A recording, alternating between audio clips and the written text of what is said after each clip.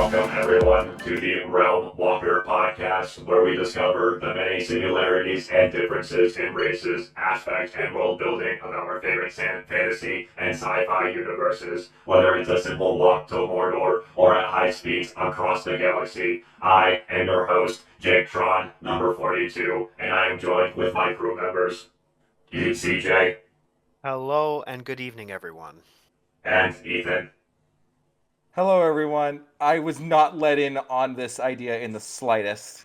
Today, we are going to be computing with the idea of augmentation. I feel like I'm talking to a Borg. And that's where we're going to stop that right there. So let's go ahead and swap.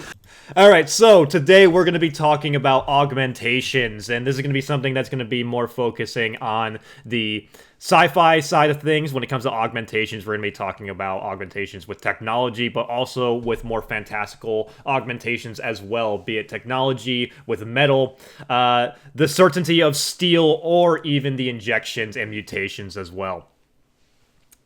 So, starting off, as we usually do, let's go ahead and talk about what augmentation is and what really applies to augmentation as a sort of concept when it comes to a lot of these different types of media. Mainly, it comes from enhancing the enhancement of a human in some way. This can come from basically sawing off your limbs and replacing them with metal and circuitry, much like how I did. If you guys look closely, I actually have a metal arm on me right now, and unlike Adam Jensen, I actually asked for it. Still purely flesh, and I rather enjoy it. You also weren't the victim of a terror attack like Adam Jansen. Well, yes, very true, but you know what? It's pretty freaking cool, I gotta say. So yes, I have some mainly stuff listed down here, but I'm mainly just gonna be just chatting about miscellaneous stuff, and I am very excited for that. Yeah, so we got plenty of augmentations that we were talking about as we were leading up to this episode. I think the main one that we should definitely talk about first and foremost is augmentations when it comes down to metal, being able to, and like the whole cyborgs. Like cyborgs are a very classic representation of augmentations in some way, and replacing different parts of your bodies or enhancing parts of your bodies with technology and steel, which always has its benefits and its downsides. Correct. The steel is, shockingly enough, not supposed to be in a human body, and it can have some, depending on where you go, some very negative effects. Yeah, like sometimes my arm it kind of shakes a little too much at times where it's not supposed to. So I think you're off your meds again.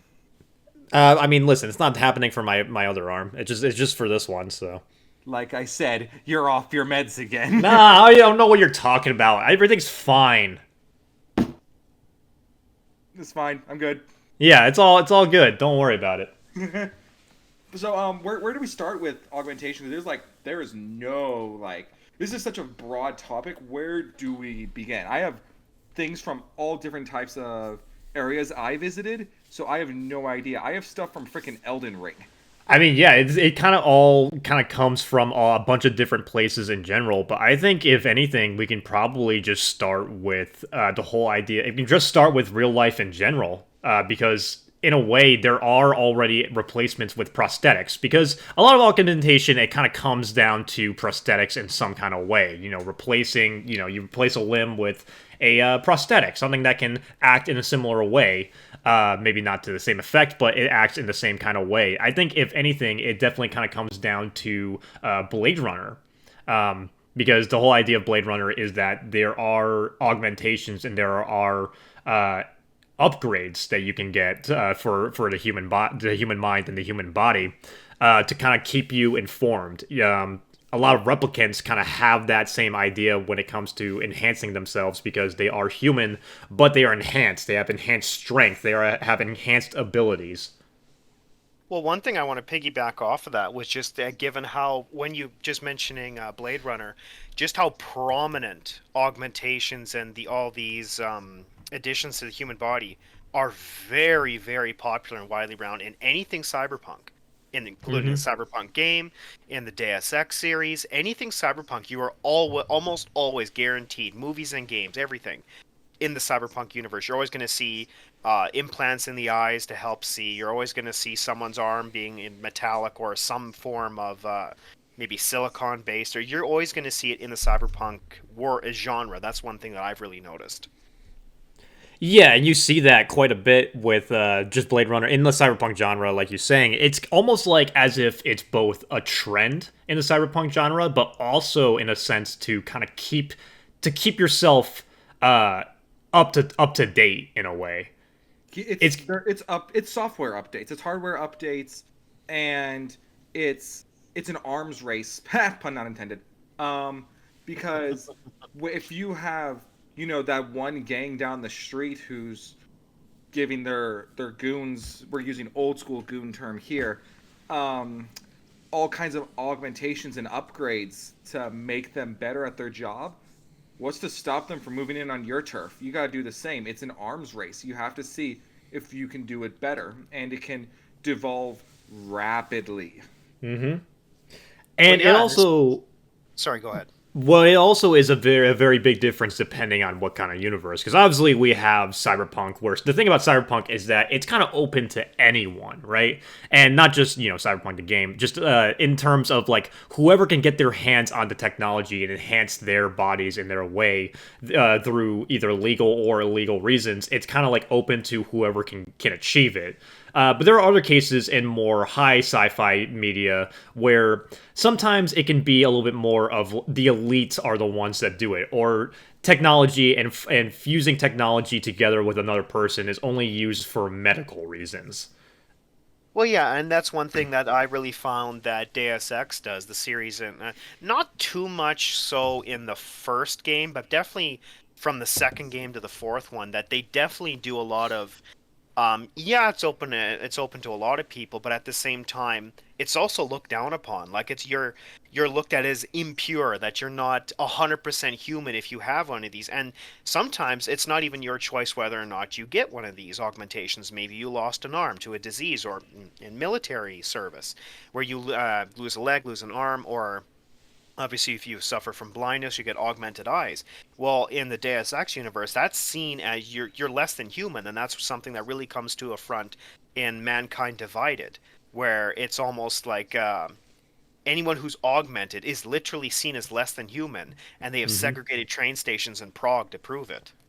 What did they mean by this? Exactly.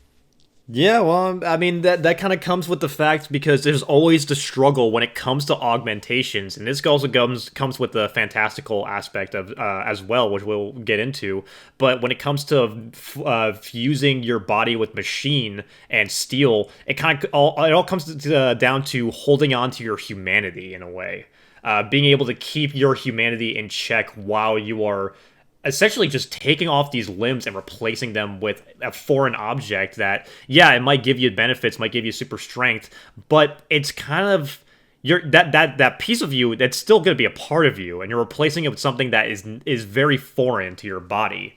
And that's actually a rule set in the Cyberpunk tabletop game, is that every piece of cyberware that you put on you, it's taken away your humanity. So you're not going to be able to you're not really going to be able to connect with people in a more moral ground as well. It's gonna be giving you trouble connecting with people as a human being. Because you're communicating with a robot. It's like, it's really sad seeing like people genuinely bond with the current day AI. I don't like calling them AIs because they're not, but the impersonators.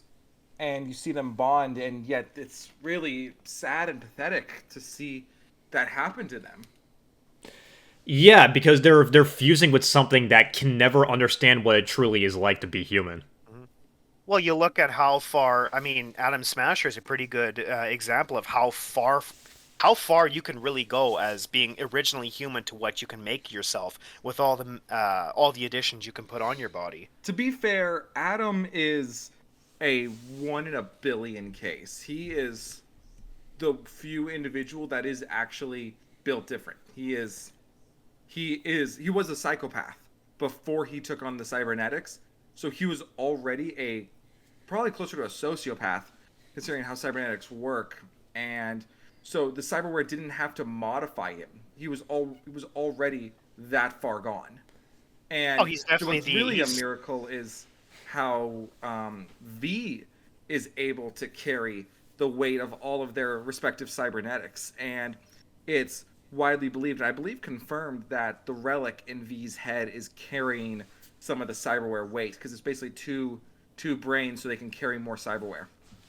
And that kind of goes into the whole idea of how exactly is it viewed, because we talked a little bit about it, where how is it viewed on the outside world, but also with the people that are using them, because in some cases these augmentations can be seen, like you were saying, CJ, in the Deus Ex universe, they're kind of seen as like a disgusting kind of thing. It's like, oh well, this you're no longer being a human, you're kind of more of a Borg type of scenario. But in some cases it's kind of like the trend that's going on, where it's like, oh, you better upgrade to get double jump for your legs. You want to be able to get to start double jumping, you better get some new eyewear, or some new cyber eyes. It's almost seemed like fashion in a lot of Night City. Yeah, especially in Night City, because but also because there's also some cases, because sometimes you don't always have to get cyberware that is very visibly showing that you have a metal arm. You can get augmentations that are pretty indistinguishable from a body part as well. They can just be inside your body, and kind of like now you just have a computer in your head, and you're able to call people whenever you need to. Yeah, but then there's a really good example of why human advancement can go too far. It's there was a really good phrase that I can't remember who said it, but it was it's from Mass Effect. Mankind's reach was overextending his grasp or something like that. The guy who was in charge of, and it was Mass Effect 2, is in the DLC, and he has that brother that he's using as the computer. Oh, the autistic brother who he hooked him up to the supercomputer. Yeah, and he had a really good quote about just how he basically didn't care about his brother's suffering for the sake of human advancement. And when Shepard asks him what's going on here, he said something along the lines of mankind's reach extending past his grasp, or something along that line. And a really good example of that is the ending of Human Revolution, the third Deus Ex game, where everyone who has an implant or anyone who has augmentations goes crazy. And then it's a spoiler, but it's like over a decade now the game's been out. I mean, we were just talking about like a bunch of games that are turning 10 this year. I think that one's turning like 15. Yeah, I think it's actually 14 or something. It's like 2011, 2012 by now. Yeah. The fact Witcher 3 is 10 years old is pretty freaking wild. Yeah, I know. It's I'm feeling old 10. because of that. Arkham Knight. Well, I mean, we can actually talk about Batman in some cases as well, because there's a lot of characters in the Batman universes that utilize augmentations as well. 110%. I mean, it all depends. Like, are we counting born genetic augmentations? I would say so as well, yeah, because that's very much an augmentation in a sense as well. That kind of comes with some injections and drugs. A lot of drugs can count as augmentations, because that is pushing the body past its limit. That's mainly when it comes to augmentations. It's the whole idea of pushing the body past the limit of being a human. I mean, yes. I mean, if you want to talk about like someone who is technically natty but augmented to high heaven. You could talk, if you want to stay in the Batman and talk about that. We would be talking about both Jason Todd and Killer Croc. Mm-hmm. Killer Croc was born with a skin condition that made his skin seem very leathery and very reptilian, and it just mutated throughout his life. And he was relentlessly harassed, bullied by both his family and his fellow students, to the point where. And the poor guy, he couldn't get a job. He tried to do it legit. He wanted to. He says, I didn't want to do crime. I want to do it legit. And everyone turned him down. They all turned him down. They all said no because he wasn't a good enough face for the position. He literally looked like a disgusting croc monster. Personally, though, if I'm working for a bank or private security force, I'm hiring this man. Because he looks terrifying, and he's gonna scare all the robbers away. He's gonna scare anyone away, and his skin is like bulletproof to small arms fire and resistant to some medium ones, and he's a natural tracker. He has enhanced sense of smell, almost amphibious. So honestly, I think the government kind of slept on him, and they absolutely could have recruited him. But I think it was wrong timing, wrong place, because with Proc's existence, supers started becoming more common and more used by the government. He just was 15 years too early, and that's really which is unfortunate because I feel like he could have done some great work in like military special forces or Navy SEALs. And that's where you can really see the difference between a lot of mutation, like mutation as a augmentation and also technology as an augmentation, because when it's technology, it's kind of a lot more widely known and more publicly used. Whereas mutations are usually seen more as a frowned upon type of thing because normal people aren't getting that. We see that clearly with X-Men. We also see that in The Witcher as well with Witcher enhancements as well and mutations because there are these superpowered humans and they go from being celebrated monster hunters, but then once all the monsters are gone and we have these terrifying superhumans that are wandering among us, all of a sudden now it's like, okay, these guys are kind of terrifying and we're just letting them walk around. I don't know how I feel about this. Well, you even look at the world of BioShock and how an entire underwater city, as fantastical as it is, went insane because these plasmids that are more of a biological aspect of augmentations. Yeah, it allows you to fling fire from your fingers, but the augmentation, the ability to do that, the plasma itself, makes you the atom in that makes you addicted. So you keep coming back to it because it's this powerful drug that not only makes you addicted, but yeah, I'm getting into the lore of BioShock a little bit, but it also, depending where you get the atom, causes you to go insane because now you're also seeing the memories of people who have died and the blood that goes into the atom. So it's like augmentations. There's never been a universe that they've gone perfectly without any drawbacks whatsoever.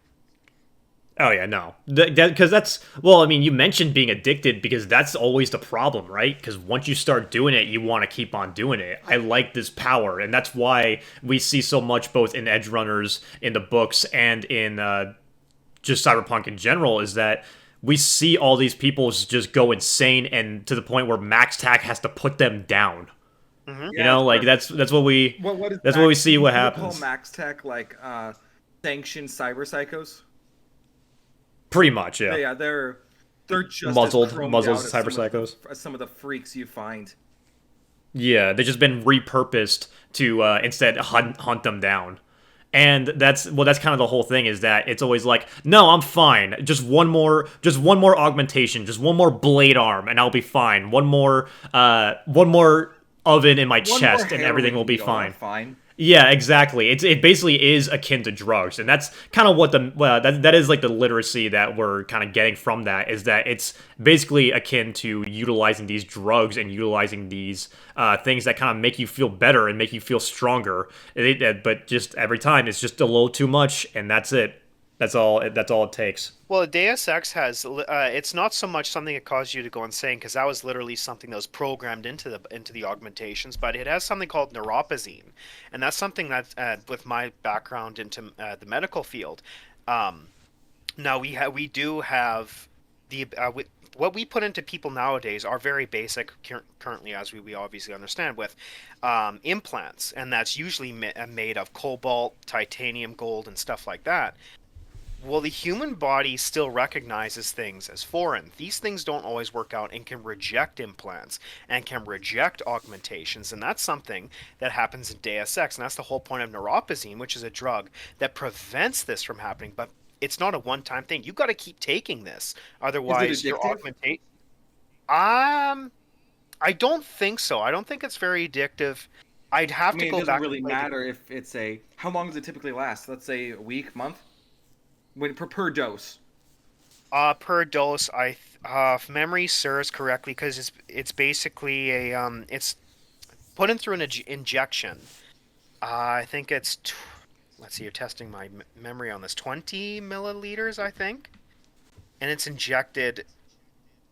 I guess it depends on the person. Maybe daily. Oh wow! So it's not addictive in the sense that you have to take it. Like a drug addict would, it's addictive in the sense that no, you have to keep taking this. It's you like have a prescription med. Yeah. And that's why Adam Jensen is the exception, not the rule, because he doesn't have the same rejection process with his augmentations. His body has accepted it, which is what makes kind of a cool side story about, well, how come his genetic makeup allows him to accept augmentations into his body while other people's are outright rejecting them, which can kill you.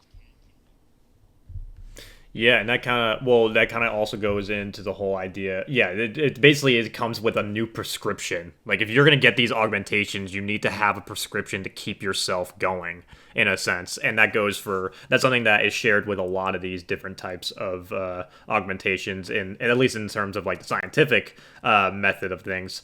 We even see that a little bit with Nero in Devil May This Cry, is true. because he kind of like he even has a hard time kind of like with his robot arms because he's constantly swapping them. It is more of a gameplay sense, but he's constantly like you in the game. You actually are swapping different fists every time he's fighting. This is true, and he gets his arm regrown right at the end of the game.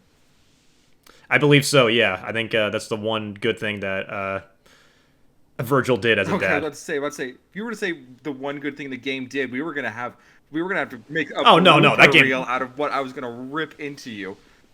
No, that game's a fucking masterpiece. Although, Are you if you kidding want me? to talk about like augmented arms, I mean, we gotta talk about like one of the absolute goats. I mean, we gotta talk about Finn the Human. Oh yeah, and that's something that's been foreshadowed for a long time because it was foreshadowed of him losing an arm for a long time. And I remember when it finally happened. I was a pointing at the screen moment for that one. Yeah, I mean, And how then many yeah, arms he has he ended lost? up. He's lost it like 3 times.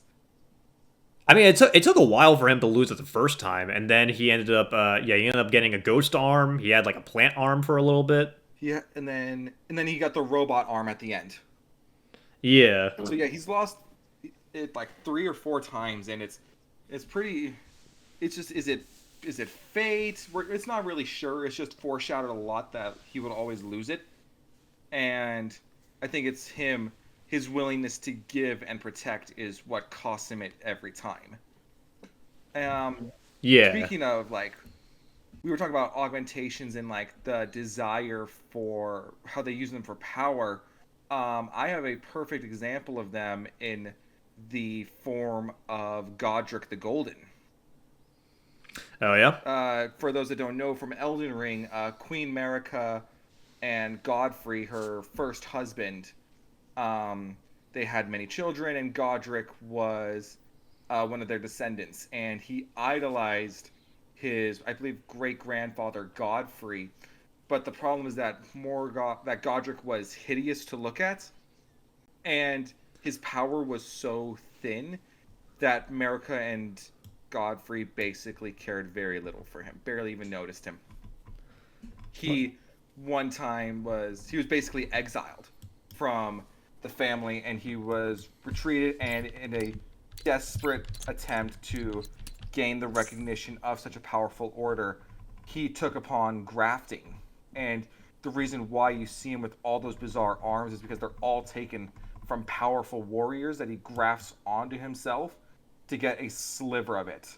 And dragons are seen as basically deities in the Elden Ring universe. And why in the middle of his fight, when he chops off his arm and he worships the dragon at the start, is because he wants their power. And when he grafts the head onto it and he basically gets a flamethrower attached to it, he's truly lost all forms of sanity with all of the augmentations, because every time you get an augmentation and a graft in Elden Ring, you lose a little bit more of your sanity. That's why it's so frowned upon.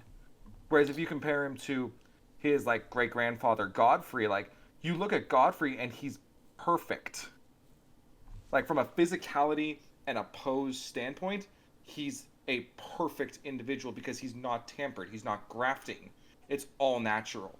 If you look at his descendant Godric, he's a disgusting amalgamation of flesh. And it's tragic to look at him like that. And he does kind of pick a little bit of poor fights. He insulted Millennia. Yeah, that was a poor decision. She beat him senseless, and Radon was sent after him, and Godric retreated into Stormvale Castle to hide, and that's where he really got even worse with the grafting. And the only person that was really looking after him was Morgott, wasn't it? Yes, Morgott loved all his family, even though he was never loved in return. What a good brother. Morgott did nothing wrong. Yeah, he really was the bro of Elden Ring, but except for me, because I guess just had to put these foolish ambitions to rest. But Yes. there's always the downside. It's always the unfortunate truth of when you get this much power from whatever it is you've been taking to make yourself stronger, it's never worth it because you're not even going to be sane enough to use it properly. Yeah, and No, that's a perfect. It rips apart perfect. your mentality. Well, Don't that's do a drugs, kids. That's what. See, you guys thought this would be a cool augmentations episode. This is a don't do drugs, kids message. Yeah, essentially, man. And it's a perfectly encapsulated in my opinion, in Bioshock, because that's the perfect view of, yeah, okay, you can fling fire from your hands, lightning bolts, you can pick things up with telekinesis, but if you don't get that steady plasmid dose, even if you get your steady, you slowly, like Ethan said, you slowly become this mutated freakish monster. And actually, at the very end of the first Bioshock, with the example of Fontaine, you become something that, like kind of with Deus Ex, you slowly stop becoming human the more you do it. I mean, look at Sandra Cohen. Yeah, Oh, good yeah, literally. Oh wow, even you know that you know that one. Cohen is. I mean, for goodness sake, we haven't even talked about like, in terms of augmentations and losing one's humanity. We haven't even talked about like the AdMech. Oh, don't worry, we'll be getting to that. Okay, good. But I mean, in terms of like a medical, because I think are some cases where it's seen as necessity, and I think a good example of that is looking at Star Wars, because Oh, yeah. a lot of the characters that we see lose limbs in Star Wars, it's usually because they have to. Anakin. He loses his arm. He has to get it replaced with a metal arm, and he does keep it covered. Like it's never really shown. We don't really see that much, at least in the Clone Wars show. If he kind of like dislikes it at all, or like how he feels about it, it definitely is like shows like a sign of defeat for him because of when he was defeated by Dooku. But it's mainly just when he becomes Darth Vader that he is becoming a well and true cyborg, and that's kind of what pushes him further into losing his humanity. Yeah, and then like the entire Skywalker family pretty much loses their hand at some point. Yeah, Luke ends up doing it, and that's kind of a piece of him that reminds him of his connection to Vader in a way. And this is just something that I noticed. I noticed that a lot of the mechanical limbs in Star Wars, they seem like they're pretty similar to just how they are before. It seems like the only real difference is that they are just made of metal. And you know what? One of the biggest exceptions to that, I honestly would say, is General Grievous. Yeah, that is true. He is he's essentially the Atom Smasher of Star Wars in a sense, because Especially 2003 Grievous. Holy. yeah, because he is the last remaining part of him is a brain and a heart, and maybe lungs. Along with some eyes, but yes. Yeah, but I mean that's it. It's like, I would say 15% of him is organic. The other 85%. That is highballing it, sir. I know. Have you seen how much, like, from a percentage-wise, how much is metal? Yeah, no, you are highballing it. Well, there's his eyes and face behind the mask, and then there's obviously the whatever he uses to breathe in his lungs and heart and stuff. So I would say between 10 to 15%. 12. I say 12 maximum. But it's also kind of interesting to see him because while he is absolutely terrifying and absolutely a lunatic, he also has enough in him to realize, all right, time to bail. Yeah, he still has some bloodthirsty, sense not of self-preservation. Self-preservation. Yeah, I mean, he definitely, that's like his whole thing. He was always the Saturday night cartoon villain. It was like, all right, curse you, Jedi, I'll get you next time. Yeah. and then you look at 2003 Clone Wars Grievous, where he's like, I am going to kill you. I'm going to kill everyone in this room. Yeah, like Ki-Adi-Mundi barely got out alive, man. And like he fought Shock T, and shout out to Shock T, she didn't die there. She's died like 3 separate times. I think twice in canon. Or Ayla. Ayla almost got there too. True. Oh But yeah, I yeah, guess Force Unleashed. Shakti died there too. she died there. Anakin killed her. Grievous killed her. Can't stop dying. God damn it, Shakti! What keeps on happening? She's like the Sean Bean of Star Wars. Yeah. But in terms of like medical stuff, like well, Mass Effect. You mentioned Mass Effect before, but I mean, Commander Shepard has a good amount of augmentations in them, just because Cerberus spent billions of dollars to bring them back to life. After the second one, or yeah, after the second game. Yeah, which kind of is groundbreaking technology when you have technology that can bring someone back, like their flesh and blood back to life. Like that's something that always kind of bothered me about Mass Effect 2, is that I feel like they could have gotten away with just having Shepard in a coma, but they go out of their way to say like, nope, they're dead, and we brought you back to life. I'm like, okay, it's a little bit more of like the fantastical side of things here. Yeah, you gotta suspend suspend your disbelief? But it's like if you listen to the audio logs and everything, and in the very beginning of Mass Effect 2, they openly say how over budget they've been just bringing Shepard back. So the billions they spent wasn't even enough. Yeah, and it was all very experimental tech too. Yeah, and then in the later on in the second one, you still have those scars left that you're eventually given the option to get rid of if you want. Yeah, if you go Paragon, or you can just get rid of them. Yeah, exactly. So it still is imperfect, and it's actually like it's surprising how much media actually also has cybernetics and augmentations as well. Because you guys know that Fallout has augmentations. I can makes totally sense. see that. Yeah, because you can actually it's a mechanic in New Vegas where you actually have implants. They're very much like the ones that you just kind of implant into your. So they're a lot smaller ones, not like going to be like metal arms or anything like that. It's just little implants that you're able to put into your body, so you're able to increase your carry weight, or you can scan people in the same way. And we've been talking quite a bit about like the metal arm side of things, but I think we should talk a little bit more about the stuff that you can implants how they work in general. Well, isn't in that DLC in New Vegas? Aren't you almost entirely made up of implants? Because they take away your spinal cord, they take away your brain. Mm-hmm. They basically they rip like your brain, your heart, and your spine out, and they replace it with augmentations. They were essentially to try to turn you into a lobotomite, but it failed. And then you ironically get nothing but perks in the process. Yeah, and you do have the option to get them back, and they do like you lose the perks that you had, but you get different perks from getting your spine and your heart back. Yeah. Which is a cool little detail. But yeah, it kind of goes back to that whole thing where it's like, yeah, these benefits can be really cool, but do you really want to rip out your spinal cord? Like Sub-Zero and replace it with like a metal appendage? I don't know, that sounds very dangerous. Like, remember that scene in Edge Runners where Doc is like, no anesthetic, you're doing this raw? This is very true.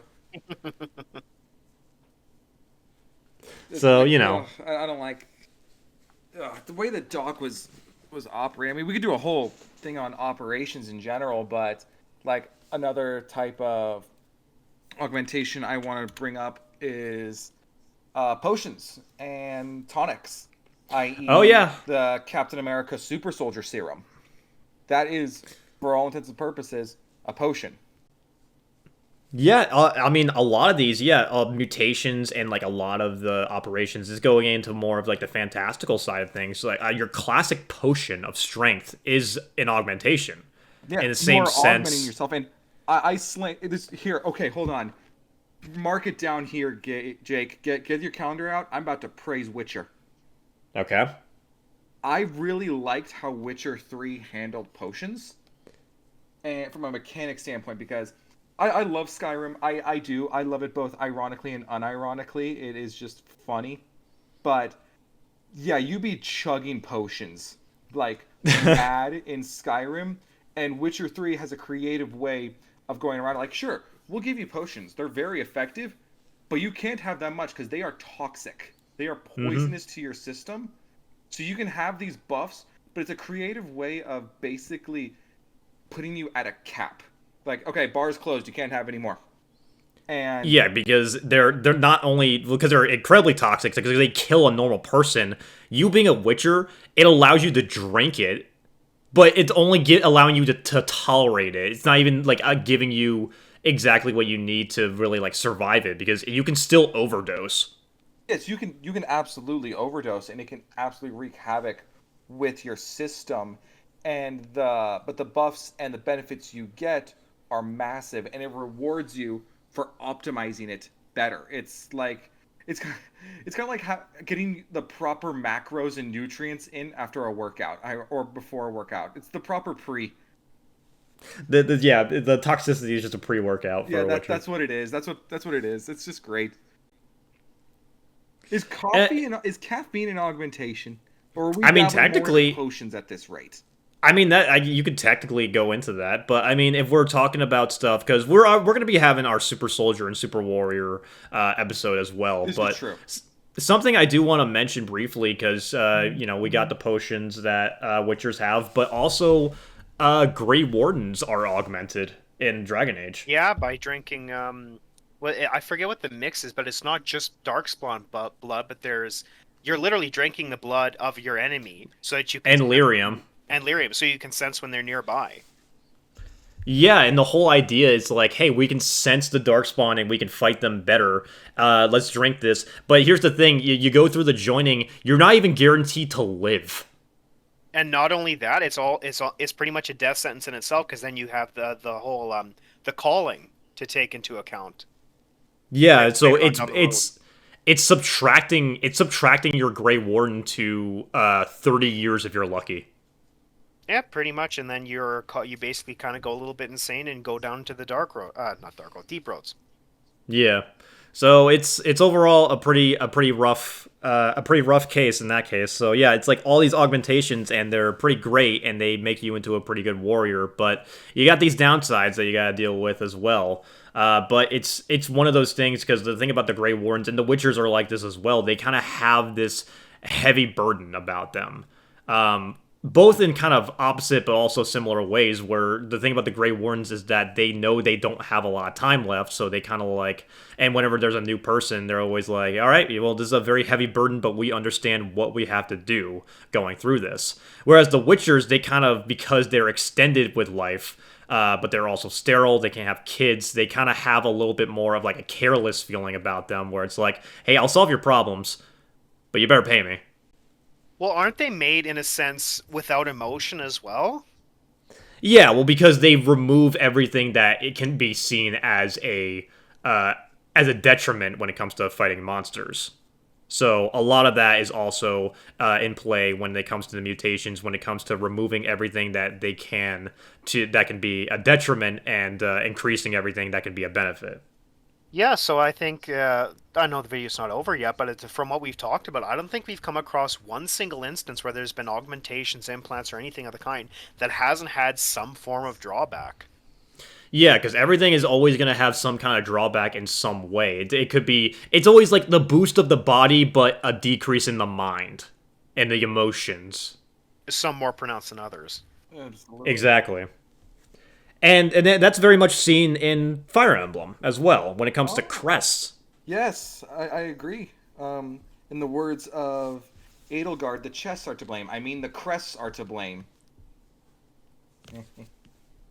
Yes, crests are blessings from the goddess Saros, and they are installed and they grant the users immense power. And due to how the world of Fodlan was formed, those with crescents, they were physically stronger and superior to those without. They were seen as the royalty, and in doing so, the crest can be passed down genetically, so you can have multiple bearers of the same one, and that's how the royal bloodline was designed. If you were just bad luck, and even though you were the firstborn, if you didn't get the crest, oh well. Yeah, too bad. It's really You unfortunate, and the crests also enable you to wield these incredible relic weapons that are forged from the bones of Saros. And if you are not a relic user and you happen to even pick up the weapon and use it, oh no. Yeah, that's a problem. Yes, that happens to one of the character's brothers in the first act of the game. Is he picks up and uses it and it rejects him. It turns him into this absolutely disgusting monster as one of your first like real boss fights. And it's like an act of jealousy for a lot of people as well, because people are seen upon differently when they have a crest or when they don't have a crest as well. Yes, if you because have a crest and you're with the populace, you're a noble, so they're going to be eyeing you up absolutely and wanting to marry you, because everyone wants to marry into royalty in medieval fantasy settings to help, the poor are poor and they want to get out of there, and that's absolutely fair and valid. If you really want to get into the weird shit, we got to talk about those with 2 crests. Yeah, the unfortunate souls like Edelgard and Lysithea. Oh, yeah, them poor gals who were experimented on for years, probably at least Edelgard, I think like a good decade, shoved in a basement with nothing but the rats to accompany her as she was experimented on and forced to bear multiple crests in order to augment her strength and improve the Imperium's bloodline by those who slither in the dark, basically the Illuminati. Also, I just want to mention, we have just mentioned Edelgard. We have now entered another decade of Edelgard discourse. We are so back. We are so back. Oh, she did nothing wrong. Woo! But with that being said, yes, crests, well, that's kind of going to a case, because the thing about other augmentations that we've mentioned, in most cases, they are choices that can be made, or they're usually self-inflicted. Crests are not. Crests are usually things that are just kind of genetic, which happens quite a bit as well. We see that with mutations, we see that with genetics. Genetic augmentations are another often thing, and that's just kind of something that is not controlled by the person that gets them. Yes, would you count them as augmentations or mutations? Crests? I would say a mix of both. It's a mutation augmentation. Genetic changes like that, would that be a mutation or an augmentation or both? I think genetic would be a mix of both. I see what you mean. Yeah, I think it would be a mix of both, because it is an augmentation, but it is also a mutation. Yeah, it also comes down to just the being able to kind of increase, because it just happens to be from technology, or whether it's from potions. It's all akin to drugs in some way, and we see that quite a bit in real life as well, because look at the amount of plastic surgery that goes on. Gracious, yes, plastic surgery is a booming industry. It's all, in a way, they're all augmentations, and they're replacing our bodies with a substance that is foreign to us. Steroids. Yeah, steroids are another thing. A lot of this is very akin to what we see in real life as well. We see it very often with steroids and with plastic surgery, and just with a lot of implants in general. Like, all of this stuff still exists. This is just kind of exaggerating reality in a way. And providing it's only a matter of time before we actually do start replacing our limbs with metal. To be the certainty of steel. But yeah, let's go ahead and talk about the AdMech.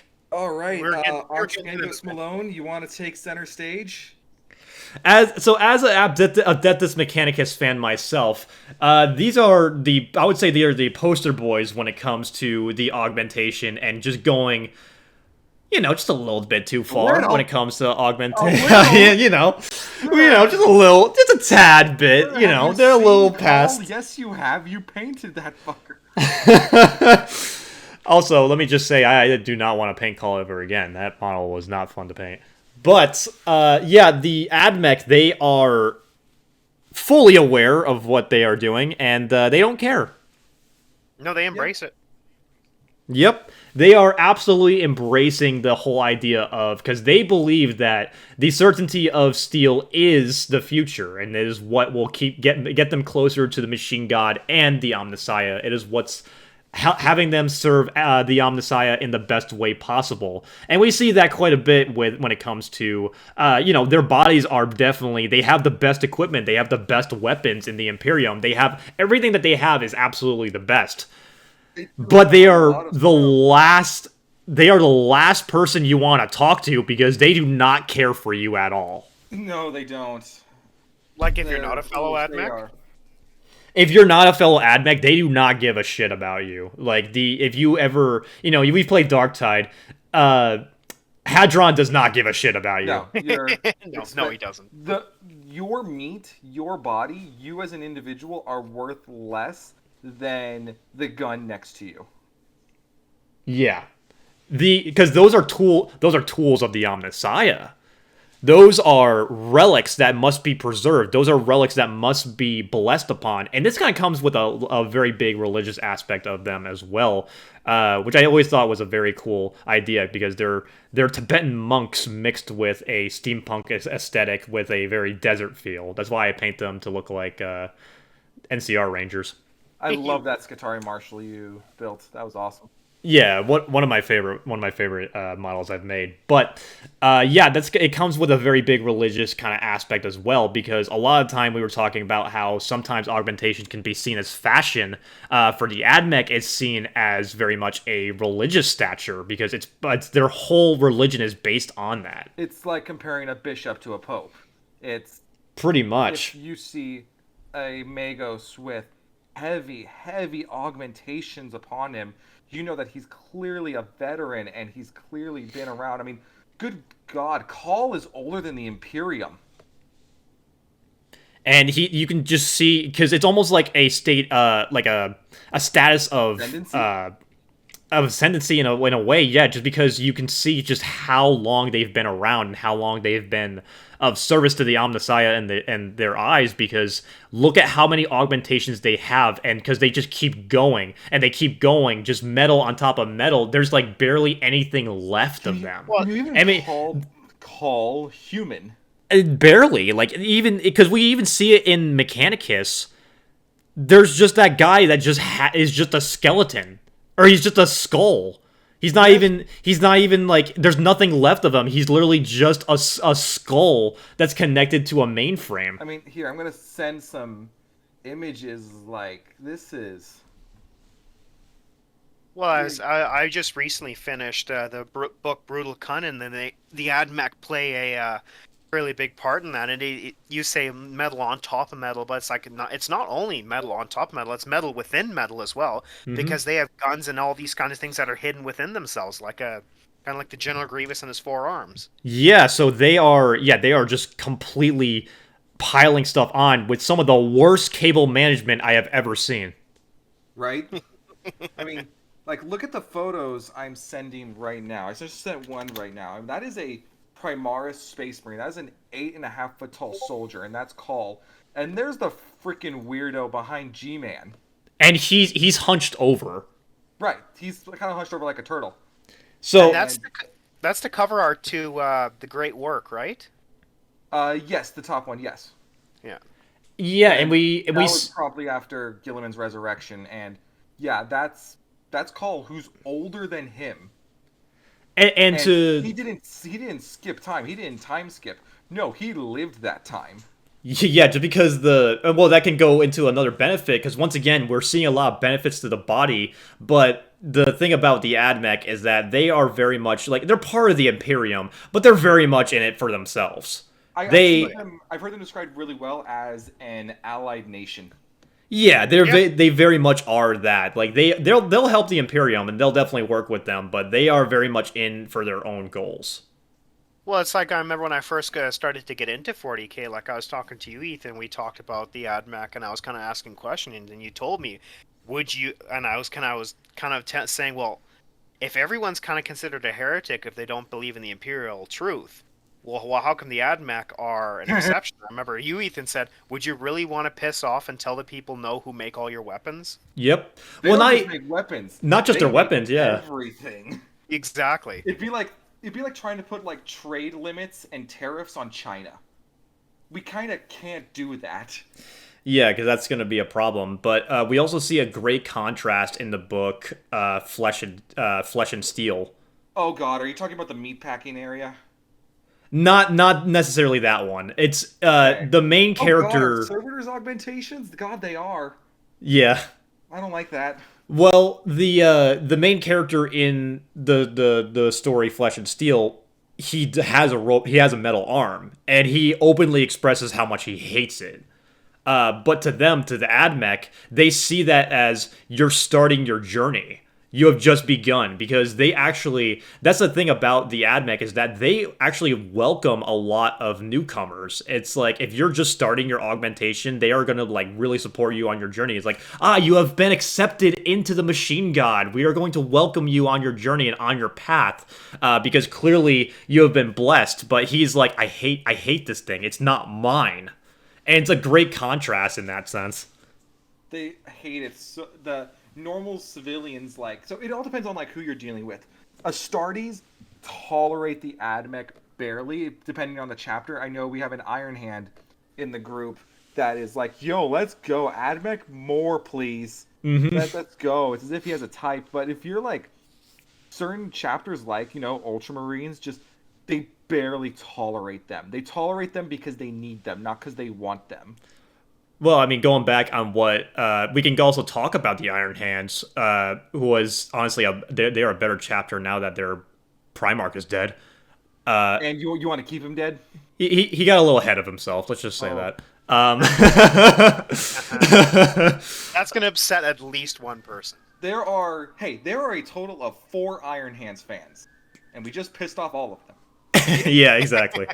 And I'm rule on the Iron Hands subreddit that there are no head jokes allowed. And you know what? I as an Iron Hands fan myself, I accept the jokes because I think they're funny. But it's kind of I think my favorite one was quick deterrent was Vulcan Ferrus Manus, if you didn't know, was is taller than Vulcan. He was a head taller. That's awesome. That's a groaner. But the Iron Hands actually have a very different kind of way of when it comes to it. Because the thing about the AdMech is that they want to have it because it improves them. And I feel like the Iron Hands, they do it because they want to believe it improves them, but it's basically a mental illness. They just see their flesh. Is weak. Yeah. That's a common misinterpretation, is that Ferrus says that's taken from a conversation between Ferrus and Vulcan. Ferrus says the flesh is weak, and Vulcan adds, but deeds endure. So but I mean that can also kind of blend in because the mental illness side of things kind of comes in with augmentations as well, because a lot of people, we mentioned before, it comes down from the plasmids in BioShock. It kind of comes from the whole thing of like wanting these powers and wanting to keep it going, and Cyberpunk is coming from, I want to be stronger, I want to be the best, I want to be the legend. I just need more augmentations to do that. And yeah, it just goes back to that whole connection to drugs. But also to real life stuff as well, like we were saying with plastic surgery and steroids, just that drive, that to be the best, to be something that you're not capable of being, or you just don't want, you just are pushing yourself too hard. Mm-hmm. And it's an Dr. Drugs message. Dr. Steinman is pretty much a perfect example of that insanity in BioShock 1. Yeah. I mean, you want to talk about like other augmentations and steroids, for instance. I mean, we could talk about Venom and what it's done to Bane.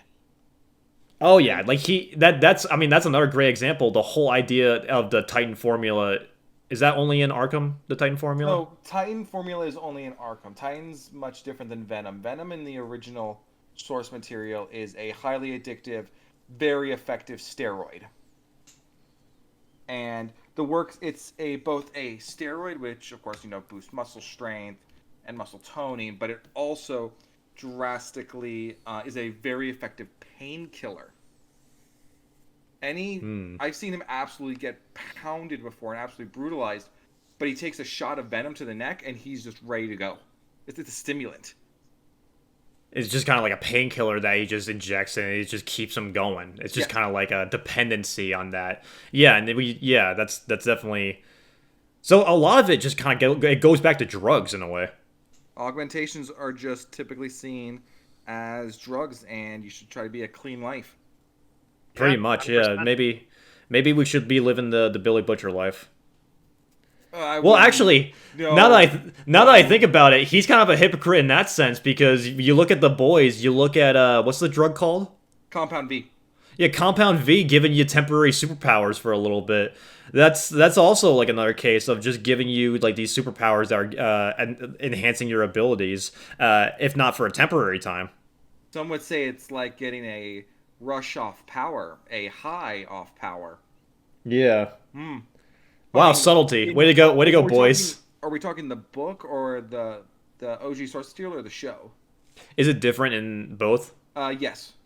Okay. What's the difference between the book and the show? The main difference is that the book doesn't seem to have as many negative effects, while the show, the effects of Compound V, basically give you brain cancer. Oh, okay. And a fast-acting one at that. And Butcher took so much of it to stop Homelander, and to the point where he basically only has less than a year to live, and he's trying to set up as much as he can for when he's gone, and it can give you all kinds of other negative effects like schizophrenia.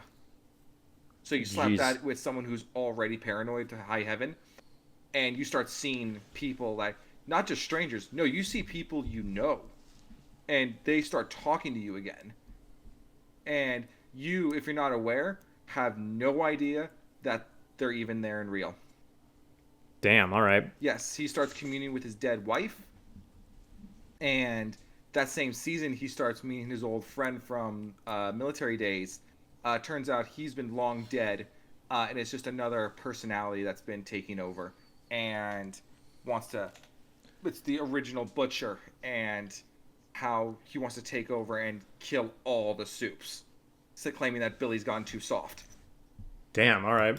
Yeah, so once again, yeah, we got some downsides in that case. It's just plenty of downsides. So the whole idea when it comes down to it is always the benefit of the body, but the downside of the soul, in a sense. Which is what makes you feel bad for the people who, when they get augmentations, those who do have to get it because of a missing limb or an eye problem. Yeah, and I have ocular augmentations myself. So yes, I mean